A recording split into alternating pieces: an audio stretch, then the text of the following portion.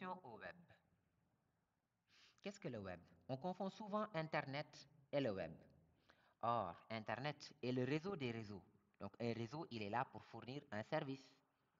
Internet est le réseau des réseaux et il fournit plusieurs services, notamment le service de messagerie instantanée, le service de base de données.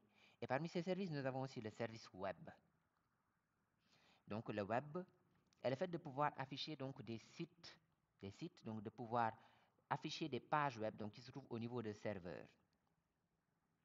Ces serveurs distants donc, offrent des pages web et on peut naviguer entre ces pages en utilisant des liens hypertextes, qui sont les liens entre les pages. Internet a été inventé avant le web. On peut voir le web comme un service à l'intérieur d'Internet.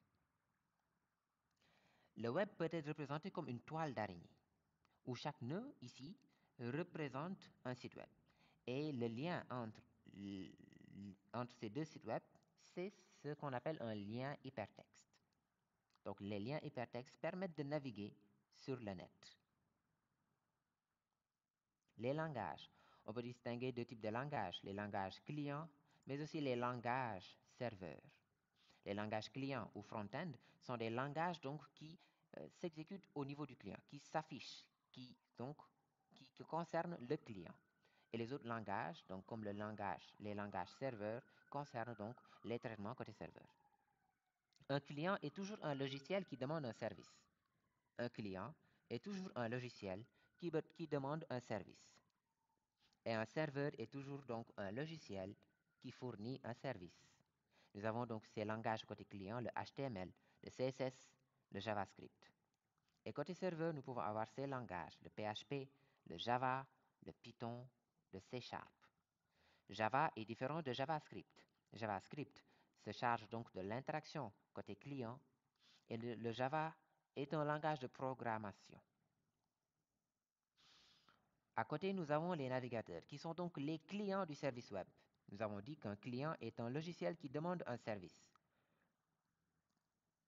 Le navigateur est le logiciel client qui est utilisé pour accéder au service web. Le serveur est un logiciel qui fournit un service. Donc, nous avons donc une connaissance donc, du client qui peut être utilisé donc, pour accéder au web, qui est donc le navigateur. Donc, nous avons différentes sortes de navigateurs, Google Chrome, Mozilla Firefox, Microsoft Edge, Opera, Safari, etc. Donc, le navigateur va se charger de traduire le langage HTML et CSS en une page donc visible à l'écran. Le HTML et le CSS que nous allons coder va être traduit grâce au navigateur qui est donc notre logiciel client, notre client donc qui va nous permettre d'afficher les pages web telles que nous les voyons au niveau de notre navigateur. Pour ce module, nous allons utiliser des outils comme GitHub et Visual Studio Code.